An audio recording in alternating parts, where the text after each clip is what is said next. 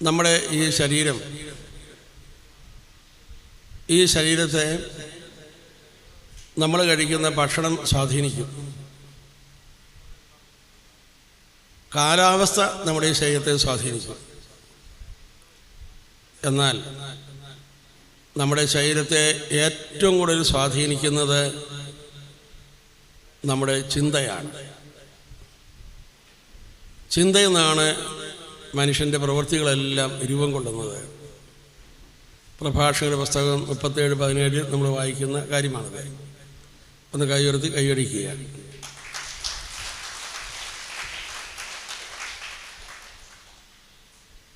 ഈ ലോകത്തിലുള്ള സർവ മനുഷ്യരും കൂടി നമ്മളെ നശിപ്പിക്കാൻ ശ്രമിച്ചാലും അവർക്കാർക്കും നമ്മളെ നശിപ്പിക്കാൻ സാധിക്കുകയില്ല. അങ്ങനെ ആർക്കെങ്കിലും നമ്മളെ നശിപ്പിക്കാൻ സാധിക്കുമെങ്കിൽ നമ്മുടെ ഈ ലോക ജീവിതം വളരെ കഷ്ടമാണ്. കാരണം ഏത് വ്യക്തിക്കും നമ്മളെ നശിപ്പിക്കാം. അങ്ങനെ ഒരു ജീവിതമല്ല ദൈവം നമുക്ക് തന്നിരിക്കുന്നത്. ഈ ലോകത്തിലുള്ള ഒരു മനുഷ്യനും നമ്മുടെ ജീവിതത്തെ നശിപ്പിക്കാൻ സാധിക്കുകയില്ല. ഹല്ലേലൂയ. ഈ ലോകത്തിലെയോ പരലോകത്തിലെയോ ചെകുത്താന്മാരെല്ലാവരുടെ കൂടിയാലും നമ്മളെ നശിപ്പിക്കാൻ സാധിക്കുകയില്ല.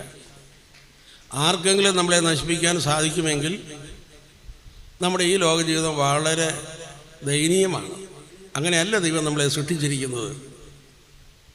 എന്നാൽ നിന്നെ നശിപ്പിക്കുവാൻ നിനക്ക് മാത്രമേ സാധിക്കുകയുള്ളൂ. ഇതാണ് നമ്മൾ അറിഞ്ഞിരിക്കേണ്ടത്. ഹല്ലേലൂയ. നീ നശിക്കണമെങ്കിൽ നീ തീരുമാനിക്കണം. അപ്പം അതുകൊണ്ട് നമ്മുടെ സമ്മതമില്ലാതെ നമ്മളൊരിക്കലും നശിക്കുകയില്ല. Praise the Lord. നമ്മളെ ഏറ്റവും കൂടുതൽ സ്വാധീനിക്കുന്നത് നമ്മുടെ ചിന്തയാണ് എന്ന് ഞാൻ സൂചിപ്പിച്ചു കഴിഞ്ഞു. ഏതാണ്ട് ഒരു 86% മനുഷ്യ ശരീരത്തെ മുഴുവനും കൈകാര്യം ചെയ്യുന്നത് നമ്മുടെ ചിന്തയാണ്. അതുകൊണ്ട് ഒരു വ്യക്തിയെ നശിപ്പിക്കണമെങ്കിൽ അവൻ്റെ ചിന്തയിൽ ഒന്ന് കൈകാര്യം ചെയ്താൽ മതി. നമ്മളെ നശിപ്പിക്കുന്ന ചിന്ത നമ്മുടെ തലയിൽ സൂക്ഷിച്ചാൽ നമ്മൾ നശിക്കും. നമ്മളെ വളർത്തുന്ന ചിന്ത നമ്മൾ നിലനിർത്തിയാൽ നമ്മൾ വളരും. ഹല്ലേലൂയ. ഇപ്പം 2 വിധത്തിലുള്ള ചിന്തകളുണ്ട്. ഒന്ന് നമ്മളെ നശിപ്പിക്കുന്ന ചിന്തയുണ്ട്, ഒന്ന് നമ്മളെ വളർത്തുന്ന ചിന്തയുമുണ്ട്. നമ്മളെ വളർത്തുന്ന ചിന്ത എന്ന് പറയുന്നത് നമ്മളെ സ്നേഹം കൊണ്ട് നിറയ്ക്കുന്ന ചിന്തയാണ്. അത് പരിശുദ്ധാത്മാവിൻ്റെ ഫലമാണ്. അത് സ്നേഹമാണ്. ഒരുപക്ഷെ നമ്മൾ നമ്മുടെ സാഹചര്യങ്ങളിലേക്ക് നോക്കി അതാണ് എന്നെ നശിപ്പിക്കുന്നത് എന്ന് നമ്മൾ വിചാരിച്ചുകൊണ്ടിരിക്കും. പക്ഷേ അതൊന്നുമല്ല. നമ്മളെ നശിപ്പിക്കുന്നതിൻ്റെ കാര്യം അത് നമ്മുടെ ചിന്തയിൽ തന്നെ കിടക്കുകയാണ്. നിന്നെ തന്നെ തളർത്തുന്ന ചിന്ത, നിന്നെ തന്നെ നശിപ്പിക്കുന്ന ചിന്ത, നിനക്കെതിരായ ചിന്ത, അത് നീ തലയിൽ സൂക്ഷിച്ചുകൊണ്ടിരിക്കുകയാണ്. ആ ചിന്തയാണ് നമ്മൾ കളയേണ്ടത്. ഹല്ലേലൂയ. നമുക്ക് ബൈബിളിൻ്റെ ഉൽപ്പത്തി പുസ്തകം 3-ാം അധ്യായത്തിൽ നമ്മൾ വായിക്കുമ്പോൾ കാണുകയാണ്, ആദവും ഹവ്വയും പാപം ചെയ്തു. ആ നിമിഷം വരെ അവർക്കൊരിക്കലും അവരെക്കുറിച്ച് തളർത്തുന്ന ഒരു ചിന്ത ഉണ്ടായിരുന്നില്ല. അവരുടെ ചിന്തയെല്ലാം നല്ല ചിന്തകളായിരുന്നു. സന്തോഷത്തിന് ചിന്തയായിരുന്നു, സ്നേഹത്തിന് ചിന്തയായിരുന്നു. അവരെ ബലപ്പെടുത്തുകയും ശക്തിപ്പെടുത്തുകയും ചെയ്യുന്ന ചിന്തകളായിരുന്നു. പാപം ചെയ്തു കഴിഞ്ഞപ്പോൾ അവരുടെ ചിന്ത മാറി. Praise the Lord. നമ്മൾ ആ രംഗം ഒന്ന് മനസ്സിൽ കൊണ്ടുവരുന്നത് നല്ലതാണ്. ഉൽപ്പത്തി 3-ാം അധ്യായത്തിൽ 8 മുതലുള്ള വചനങ്ങൾ വായിക്കുമ്പോൾ കാണാൻ സാധിക്കും, ദൈവം പർദീസായിൽ വന്നിട്ട്, അപ്പോൾ ആദ്യത്തെ ഹവ്വയും കാണാനില്ല. അവരെ ഇല കൊണ്ട് വസ്ത്രമുണ്ടാക്കി തുന്നി കൊടുത്ത് മരത്തിന് ചുവട്ടിൽ ഒളിച്ചിരിക്കുന്നു. ദൈവത്തിൻ്റെ അടുക്കിലേക്ക് അവർ വരുന്നില്ല. അപ്പോൾ ദൈവം വിളിച്ചു ചോദിക്കുകയാണ്, ആദം നീ എവിടെയാണ്? അപ്പോൾ ആദം വിളിച്ചു പറഞ്ഞു, ഞാൻ നഗ്നനായതുകൊണ്ട് ഭയന്ന് ഒളിച്ചിരിക്കുകയാണ്. ആദ്യമായിട്ട് ദൈവം ഒരു മനുഷ്യനെ തിരുത്തുകയാണ്. ഒരു ചിന്തയാണ് തിരുത്തിയത്. ദൈവം ഉടനെ തന്നെ ചോദിക്കുകയാണ്, നീ നഗ്നനാണെന്ന് നിന്നോട് ആരാണ് പറഞ്ഞത്? നീ ഇപ്പം നിനക്കെതിരായിട്ട് ചിന്തിക്കുകയാണ്. നീ നിന്നെ വെറുത്ത് ചിന്തിച്ചുകൊണ്ടിരിക്കുകയാണ്. ഈ ചിന്ത നിനക്ക് തന്നത് ആരാണ്? ഇതൊരിക്കലും ദൈവത്തിൽ നിന്നല്ല. അപ്പം ദൈവം ആദ്യമായിട്ട് മനുഷ്യന് നൽകുന്ന വളരെ പ്രധാനപ്പെട്ട ഒരു പ്രബോധനമാണിത്. നിന്റെ തലയിലൂടെ പാഞ്ഞു പോകുന്ന, നിന്നെ തന്നെ തളർത്തുന്ന വാക്യങ്ങൾ, അത് മുഴുവനും സ്നേഹത്തിനെതിരായ ചിന്തകളാണ്. ആ ചിന്തകളൊന്നും ദൈവത്തിൽ നിന്ന് വരുന്നതല്ല. ഇന്ന് ഈ കൂട്ടായ്മയിരിക്കുന്ന ഓരോ വ്യക്തിയോട് ദൈവം ചോദിക്കുകയാണ്, നീ നഗ്നനാണ് നിന്നോട് ആര് പറഞ്ഞു? നിന്നെ ഒന്നിനും കൊള്ളുകയില്ല എന്ന് നിന്നോട് ആര് പറഞ്ഞു? നീ എന്ത് ചെയ്താലും വിജയിക്കുകയില്ല എന്ന് നിന്നോട് ആര് പറഞ്ഞു? എല്ലാവരും നിനക്ക് എതിരാണെന്ന് നിന്നോട് ആര് പറഞ്ഞു? നീ ഒരു നിർഭാഗ്യവാനാണെന്ന് നിന്നോട് ആര് പറഞ്ഞു? നിനക്ക് ഇനി ജീവിതത്തിൽ ഒരു വിജയവും ഉണ്ടാകുകയില്ല എന്ന് നിന്നോട് ആര് പറഞ്ഞു? നിന്നെ കാണാൻ കൊള്ളുകയില്ലെന്ന് ആര് പറഞ്ഞു? നിന്നോട് ഒരു വ്യക്തിക്കും താല്പര്യമില്ല, എല്ലാവരും നിനക്ക് എതിരാണ്. ഇതൊക്കെ ആരാണ് നിന്നോട് പറഞ്ഞത്? ദൈവം പറയാത്ത ഈ കാര്യങ്ങൾ കണ്ടോ നമ്മുടെ തലയിലൂടെ കിടപ്പുണ്ട്. ഈ ചിന്ത വളരെ അപകടകരമാണ്. ഇത് ദൈവം തരുന്നതേ അല്ല. അപ്പോൾ ഈ ചിന്തയാണ് ദൈവം ആദ്യമായി ശാസിച്ചത്. ദൈവം ശാസിച്ച ആദ്യത്തെ കാര്യമാണിത്. കാരണം അതൊരു ദൈവത്തിൽ നിന്ന് വരുന്ന ചിന്തയല്ല. ആ ചിന്തയ്ക്കകത്ത് പൈശാചികത കിടപ്പുണ്ട്. അപ്പോൾ നമ്മുടെ തലയിലേക്ക് ഈ നെഗറ്റീവ് ചിന്തകളെല്ലാം കയറി വന്നത് നമ്മൾ പാപത്തിന് എവിടെയൊക്കെയോ അടിപ്പെട്ടതുകൊണ്ടാണ്. പക്ഷെ നമ്മൾ വിചാരിക്കും പാപം ചെയ്തിട്ട് എന്ത് സംഭവിച്ചു എന്നൊക്കെ. പക്ഷെ സംഗതി കിടക്കുന്നത് നമ്മുടെ തലയിൽ തന്നെ കിടപ്പുണ്ട്. അതായത് നിൻ്റെ തലയിലേക്ക് നിന്നെ തന്നെ നിനക്ക് അംഗീകരിക്കാൻ കഴിയാത്ത ചിന്ത കടന്നു വന്നിരിക്കുന്നു. നീ തന്നെ നിനക്കെതിരായി ചിന്തിക്കുന്നു. നീ തന്നെ നിന്നെ ഉപദ്രവിക്കുന്നു. നീ തന്നെ നിന്നെ തന്നെ തളർത്തിക്കൊണ്ടിരിക്കുന്നു. നീ നിനക്കെതിരായി കഴിഞ്ഞാൽ പിന്നെ തമ്പുരാൻ എന്ത് ചെയ്യാൻ പറ്റും? ഹല്ലേലൂയ. കാരണം ദൈവം നമുക്ക് സ്വാതന്ത്ര്യം തന്നിട്ടുണ്ട്. അപ്പം നീ തന്നെയാണ് തന്നെ നശിപ്പിച്ചുകൊണ്ടിരിക്കുന്നത്. അതുകൊണ്ട് നമ്മൾ ചുറ്റുപാടുകളിലേക്കല്ല നോക്കേണ്ടത്. നമ്മുടെ തലയിലൂടെ പാഞ്ഞു പോകുന്ന ചിന്തയെ നമ്മൾ അല്പം ഒന്ന് ശ്രദ്ധിക്കുക. ഈ ചിന്ത നിന്നെ നശിപ്പിക്കുന്ന ചിന്തയാണ്. അതൊരിക്കലും ദൈവം നിനക്ക് തന്ന ചിന്തയല്ല.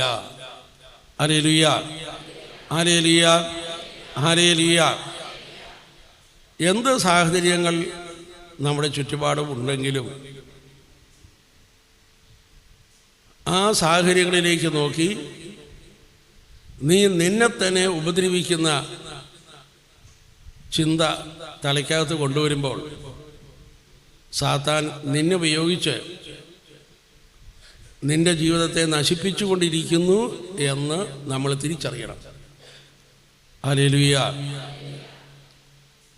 ഒരുപക്ഷെ നെഗറ്റീവായ ചിന്തകൾ നമ്മുടെ തലയിൽ വന്നത് യാതൊരു വിപരീതമായ സാഹചര്യങ്ങൾ നമ്മുടെ ചുറ്റുപാടും ഉള്ളത് കൊണ്ടാണല്ലോ എന്ന് നമ്മൾ വിചാരിച്ചേക്കാം. പക്ഷെ എത്ര വിപരീതമായ സാഹചര്യങ്ങൾ നമുക്കുണ്ടെങ്കിലും ഒരു കാര്യം നമ്മൾ ഓർക്കേണ്ടത്, നിന്നോളം വിലപ്പെട്ടതായി ദൈവത്തിന് വേറെ ആരുമില്ല. ദൈവത്തിന് ഏറ്റവും വിലപ്പെട്ടത് നമ്മൾ ഓരോരുത്തരുമാണ്. അവിടുന്ന് എത്ര അധികമായി നമ്മെ സ്നേഹിക്കുന്നു. അതുകൊണ്ട് നമ്മുടെ പ്രശ്നത്തെക്കാൾ വിലപ്പെട്ടത് നമ്മൾ ഓരോരുത്തരുമാണ്. അവിടെ ഏതെങ്കിലും പ്രശ്നങ്ങളുടെ പേരിൽ നീ ഒരിക്കലും നിന്നെ ഉപദ്രവിക്കുകയോ നശിപ്പിക്കുകയോ ചെയ്യാൻ പാടില്ല. അതായത് നിരാശയുടെയും ദുഃഖത്തിൻ്റെയും ഭയത്തിൻ്റെയും വെറുപ്പിൻ്റെയും ഒക്കെ ചിന്തകൾ നമ്മളെ തന്നെ നശിപ്പിക്കുന്ന ചിന്തയാണ്. ഹല്ലേലൂയ. ഈ ചിന്തയാണ് നമ്മൾ കളയേണ്ടത്. ആ വെറുപ്പിൻ്റെ ചിന്തയിലൂടെ സാത്താൻ നമ്മുടെ മേൽ ആധിപത്യം പുലർത്തും. ഫിലിപ്പിയ ലേഖനം 4-ാം അധ്യായം 8-ാം വാക്യം നമുക്കെല്ലാവർക്കും കൂടി ഒന്ന് ചൊല്ലാം. എല്ലാവരോടും ചേർന്ന്: സഹോദരരെയും സത്യവും വന്യവും നീതിയുക്തവും പരിശുദ്ധവും സ്നേഹാർഹവും സുത്യർഹവും ഉത്തമവും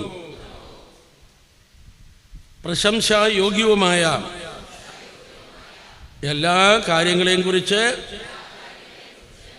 നീ ചിന്തിക്കുക. Hallelujah, hallelujah. ബൈബിള് ഒരു കാര്യം നമുക്ക് മനസ്സിലാക്കി തരുന്നുണ്ട്. 2 വിധത്തിലുള്ള ചിന്തകളേ ഉള്ളൂ. ഒന്നെങ്കിൽ അത് നമ്മളെ സ്നേഹത്തിൽ വളർത്തുന്നതായിരിക്കും, അല്ലെങ്കിൽ അത് സ്നേഹത്തിന് എതിരായിട്ടുള്ളതായിരിക്കും. എല്ലാ നെഗറ്റീവ് ചിന്തകളും സ്നേഹത്തിന് എതിരായ ചിന്തയാണ് എന്ന് നമ്മൾ മനസ്സിലാക്കണം. Hallelujah, hallelujah. എഫെസോസുകാർക്ക് എഴുതിയ ലേഖനത്തിൽ 4-ാം അധ്യായത്തിൽ 33-ാമത്തെ വാക്യം നമ്മളിങ്ങനെയാണ് പറയുന്നത്, വായിക്കുന്നത്: നിങ്ങൾ പരിശുദ്ധാത്മാവിനെ വേദനിപ്പിക്കരുത് എന്ന്. പരിശുദ്ധാത്മാവിനെ നിങ്ങൾ വേദനിപ്പിക്കരുത്. എന്നിട്ട് എഫെസോസ് 4:31 പറയുകയാണ്, എന്താണ് പരിശുദ്ധാത്മാവിനെ ഏറ്റവും കൂടുതൽ വേദനിപ്പിക്കുന്നത്? അത് സ്നേഹത്തിനെതിരായ ചില കാര്യങ്ങളാണ്. നമ്മുടെ ഉള്ളിലെ കോപം, മർക്കടമുഷ്ടി, ഇങ്ങനെയുള്ളത് മുഴുവനും അത് മുഴുവൻ സ്നേഹത്തിനെതിരായിട്ടുള്ളതാണ്. ആ സ്നേഹത്തിനെതിരായ എല്ലാ പ്രവൃത്തികളും ദൈവാത്മാവിനെതിരാണ്. അത് പൈശാചികമാണ്. ഒന്ന് കൈ ഉയർത്തി കൈയടിച്ച്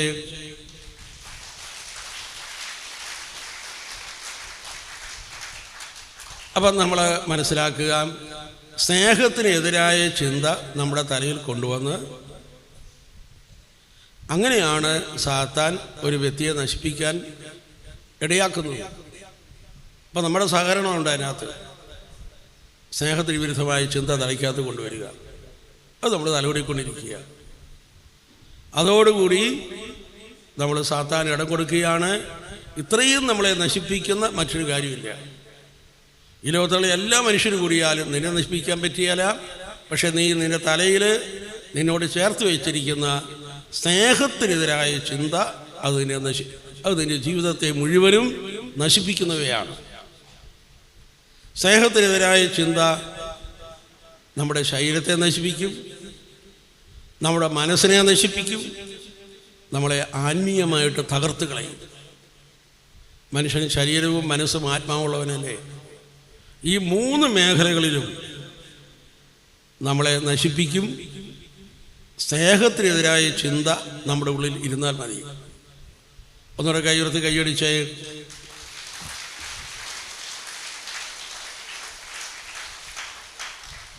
അപ്പോൾ പാപത്തിൽ വീണുപോയ ആദത്തോടും അവയോടും സത്യത്തിൽ ദൈവം കൊടുത്ത ഒന്നാമത്തെ മുന്നറിയിപ്പ് നിൻ്റെ ചിന്തയെ സൂക്ഷിക്കണം എന്നാണ്. ഹല്ലേലൂയ. പക്ഷേ നമ്മൾ പലപ്പോഴും ശ്രദ്ധിക്കാത്തതും അതൊക്കെ തന്നെയാണ്. നമ്മൾ ഏത് ചിന്തയും തലയിൽ കൊണ്ടുവരുന്നു, അതുകൊണ്ട് എന്താ കുഴപ്പം എന്നൊക്കെ നമ്മൾ വിചാരിക്കും. പക്ഷെ അത് നമ്മുടെ ജീവിതത്തെ നശിപ്പിക്കുന്നു എന്ന കാര്യം നമ്മൾ പലപ്പോഴും മനസ്സിലാക്കുന്നില്ല. ഹല്ലേലൂയ. അത് ഒരു ചിന്ത നമ്മുടെ തലയിൽ വന്നു കഴിഞ്ഞാൽ, നമുക്കറിയാം, നമ്മൾ സയൻസിലൊക്കെ പഠിച്ച കാര്യമാണ്, നമ്മുടെ ന്യൂറോണിൽ ഏതാണ്ട് 50ഓളം കെമിക്കലുണ്ട്.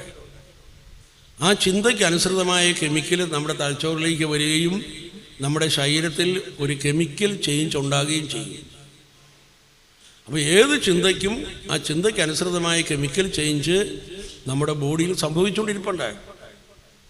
Hallelujah, hallelujah. അപ്പോൾ സ്നേഹത്തിനെതിരായ ചിന്ത നമ്മുടെ തലയിൽ സൂക്ഷിച്ചാൽ ആദ്യം അത് ബാധിക്കുന്നത് നമ്മുടെ ശരീരത്തെയാണ്. ഹല്ലേലൂയ. നമുക്ക് ആരോടാണോ വെറുപ്പുള്ളത് അവരെ അല്ല ബാധിക്കുന്നത്. ആരുടെ തലയിൽ സ്നേഹത്തിനെതിരായ ചിന്ത ഇരിപ്പുണ്ടോ അവരെയാണ് ബാധിക്കുന്നത്. അവരുടെ ശരീരത്തിൽ ഒരു കെമിക്കൽ ചേഞ്ച് വരുന്നു. നിന്നിലാണ് ചേഞ്ച് ഉണ്ടാകുന്നത്, നിന്നിലാണ് മാറ്റം ഉണ്ടാകുന്നത്. നിനക്ക് ആരോടാണോ വെറുപ്പുള്ളത് അവരെ ബാധിക്കുന്നില്ല. നമ്മൾ വേറെ ആളെക്കുറിച്ച് വെറുത്ത് ചിന്തിച്ചുകൊണ്ടിരിക്കുമ്പോൾ ആ വ്യക്തിക്കൊന്നും സംഭവിക്കുന്നില്ല. പക്ഷെ നിന്റെ ശരീരത്തിൽ നിന്നെ നശിപ്പിക്കുന്ന ചില പ്രവർത്തനങ്ങൾ നടക്കുകയാണ്. ഒരു കെമിക്കൽ ചേഞ്ച് തന്നെ നിന്റെ ബോഡിയിൽ നടന്നുകൊണ്ടിരിപ്പുണ്ട്. Hallelujah, hallelujah. അത് നിന്റെ ശരീരത്തിന് നല്ലതല്ല. വെറുപ്പും വൈരാഗ്യവും നിന്റെ തലയിരുന്നാൽ അത് നിന്റെ ശരീരത്തിന് നല്ലതല്ല. പ്രിയസലവാണ്. ഒരു കുഞ്ഞ് ഈ ഭൂമിയിലേക്ക് ജനിക്കുന്ന ആദ്യ ദിവസം തന്നെ ഒരമ്മ ആ കുഞ്ഞിനെ എടുത്ത് തൻ്റെ ശരീരത്തോട് ചേർത്ത് പിടിക്കുമ്പോൾ ആ കൊച്ചു കരച്ചിലൊക്കെ നിർത്തുന്നു. അതിന് പ്രധാനപ്പെട്ട ഒരു കാരണം ഈ അമ്മയുടെ ശരീരത്തിൻ്റെ ചൂടും കൊച്ചിൻ്റെ ശരീരത്തിൻ്റെ ചൂടും തമ്മിൽ ഒരു ആനുപാതികമായ ബന്ധമുണ്ട്. അതുകൊണ്ട് അമ്മ എടുക്കുമ്പോൾ കൊച്ചിന് സുഖം തോന്നുന്നു. ഒരേ ചൂട് ഒക്കെ ആയതുകൊണ്ട് വാസ്തവത്തിൽ ഒരു സുഖം തോന്നുന്നു. ഹല്ലേലൂയ. എന്നാൽ ഈ അമ്മ എങ്ങാനും കടുത്ത വൈരാഗ്യത്തിലും വെറുപ്പിലും ഇരിക്കുമ്പോഴാണ് ഈ കുഞ്ഞിനെ ചേർത്ത് പിടിക്കുന്നതെങ്കിലോ ഇപ്പോൾ അമ്മയുടെ ശരീരത്തിലെ ചൂട് കൊച്ചിൻ്റെ ശരീരത്തിൽ ഉതകുന്നതല്ല. അപ്പോൾ കൊച്ചു കിടന്ന് ഭയങ്കര ഒച്ചത്തിൽ കിടന്ന് കരയും. ഭയങ്കരമായിട്ട് കൊച്ചു കിടന്ന് കരയാൻ തുടങ്ങി. കാരണം കൊച്ചിന് താങ്ങാൻ പറ്റിയല്ല. ഈ ശരീരത്തിൽ നിന്ന് പുറത്തേക്ക് വരുന്ന തരംഗങ്ങൾ കൊച്ചിന് താങ്ങാൻ പറ്റിയല്ല. അപ്പോൾ കൊച്ചു കിടന്ന് ഒച്ചത്തിൽ കരയും. Hallelujah, hallelujah. നമുക്കറിയാം, അന്തരീക്ഷത്തിൽ എന്തെങ്കിലും തരംഗ വ്യത്യാസം ഉണ്ടായാൽ അതാദ്യം തിരിച്ചറിയുന്നത് പക്ഷികളും മൃഗങ്ങളുമൊക്കെയാണ്. ഇപ്പോൾ ഭൂമി കുലുക്കം ഉണ്ടായപ്പോൾ ആദ്യം അറിഞ്ഞത് മൃഗങ്ങളും പക്ഷികളുമൊക്കെയാണ്. പെട്ടെന്ന് അവയ്ക്കറിയാം. പട്ടി കിടന്ന് ഓള ഉണ്ടാക്കുകയൊക്കെ നമുക്കറിയാവുന്ന കാര്യമാണ്. അപ്പോൾ പക്ഷികളും മൃഗങ്ങളും പെട്ടെന്ന് തിരിച്ചറിയും. ഇതുപോലെ ഒരു കാര്യം ഞാൻ മനസ്സിലാക്കിയിട്ടുണ്ട്. പക്ഷികളും മൃഗങ്ങളും മാത്രമല്ല, കൊച്ചു കുഞ്ഞുങ്ങളും അവയ്ക്ക് ഈ അന്തരീക്ഷത്തിലുണ്ടാകുന്ന ചെറിയ ചേഞ്ച് സെൻസ് ചെയ്യാനുള്ള കഴിവുണ്ടായി. ഹല്ലേലൂയ. ഒരിക്കലും ഒരപ്പയും ഒരമ്മയും കൂടി ഒരു കൈക്കുഞ്ഞുമായിട്ട് ധ്യാനമന്ദിരത്തിൽ വന്നു. അവർ പറഞ്ഞ് 4 ദിവസമായിട്ട് കൊച്ചു എപ്പോഴും ഇങ്ങനെ കരഞ്ഞുകൊണ്ടിരിക്കുകയാണ്. അപ്പം ഹോസ്പിറ്റലിൽ കൊണ്ടു വന്നപ്പോൾ ഡോക്ടർ പറഞ്ഞു ശാരീരികമായിട്ട് ഒരു തകരാറില്ലെന്ന് പറഞ്ഞു. അപ്പം ഞാൻ അവരോട് പറഞ്ഞു, നിങ്ങൾ രണ്ടുപേരും നല്ല കുംസാരം നടത്തുക, എന്നിട്ട് നമുക്ക് പ്രാർത്ഥിക്കാം. അപ്പം കുടുംബനാഥനുമായി സംസാരിച്ചപ്പോൾ പുള്ളിയും വിവാഹത്തിന് പോലും നല്ല കുംസാരമൊന്നും അല്ല നടത്തിയിരിക്കുന്നത്. ഏതായാലും അവർ രണ്ടുപേരും കുംസാരിച്ചു കഴിഞ്ഞപ്പോൾ കരച്ചിൽ നിന്നു. കരച്ചിൽ നിൽക്കാൻ വേണ്ടി ഒരു പ്രാർത്ഥനയുടെ ആവശ്യം ഉണ്ടായില്ല. Hallelujah, hallelujah. അപ്പോൾ നമ്മൾ മനസ്സിലാക്കേണ്ട ഒരു കാര്യമാണ്, വെറുപ്പും വൈരാഗ്യമൊക്കെ നമ്മുടെ ഉള്ളിലിരുന്നാൽ അത് എത്രയധികമായി നമ്മുടെ ശരീരത്തെ സ്വാധീനിക്കുന്നു. വെറുപ്പും ഒരു കുഞ്ഞ് വെറുപ്പിലും വൈരാഗ്യത്തിലിരിക്കുന്ന ഒരു അമ്മ ആ കുഞ്ഞിന് പാല് കൊടുത്താൽ നമുക്കറിയാം ഏത് കുഞ്ഞിന് മുലപ്പാൽ ദഹിക്കുന്നതാണ്. മുലപ്പാലേ ദഹിക്കുള്ളൂ കൈക്കുഞ്ഞിനെ. പക്ഷെ വെറുപ്പും വൈരാഗ്യത്തിലിരിക്കുന്ന അമ്മ മുലപ്പാൽ കൊടുത്തു കഴിയുമ്പോൾ കൊച്ചു അതുപോലെ ഛർദ്ദിക്കുന്നു. കാരണം അത് കൊച്ചിലെ അലർജി പോലെ അനുഭവപ്പെടുന്നു. വെറുപ്പിലും വൈരാഗ്യത്തിലിരിക്കുമ്പോൾ നീ എന്ത് കഴിച്ചാലും അത് നിനക്ക് അലർജി ആയിട്ട് മാറും. അപ്പോൾ വെറുപ്പും വൈരാഗ്യവും വഴക്കും തെറിയും ബഹളവും ഒക്കെയുള്ള കുടുംബങ്ങളിൽ ആ അന്തരീക്ഷം തന്നെ ഒരു അലർജിയാണ്. വെള്ളം അലർജി, സോപ്പ് അലർജി, ഇതെല്ലാം നമുക്കെതിരായിട്ട് മാറും. ഇതെല്ലാം ദൈവം നമുക്ക് നന്മയ്ക്കായിട്ട് സൃഷ്ടിച്ചതാണെങ്കിലും നമുക്കത് ഉപകാരപ്പെടുകയില്ല. ഒന്ന് കൈയുയർത്തി കൈയടിച്ചേ.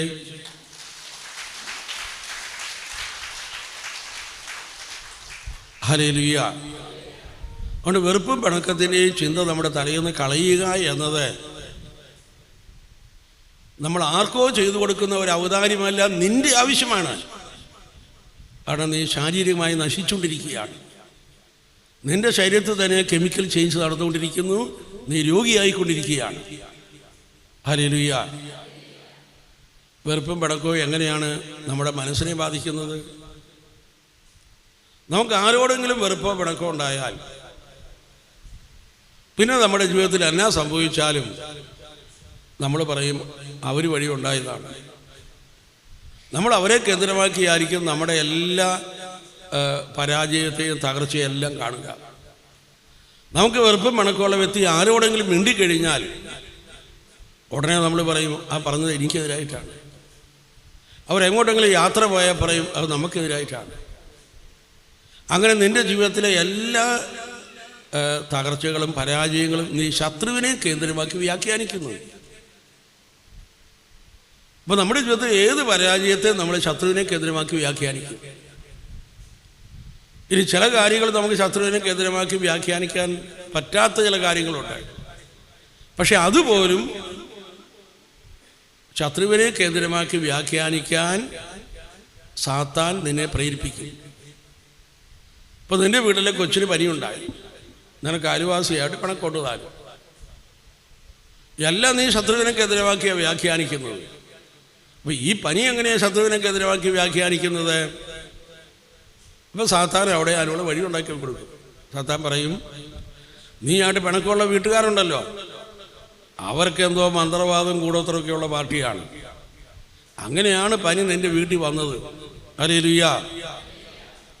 വെറുപ്പും പിണക്കവും കുറച്ചു നേരം നമ്മുടെ ഉള്ളിലിരുന്നാൽ പെട്ടെന്ന് അത് അധികം താമസിയാതെ തന്നെ അതിൽ നിന്ന് ഭയം വരാൻ തുടങ്ങും.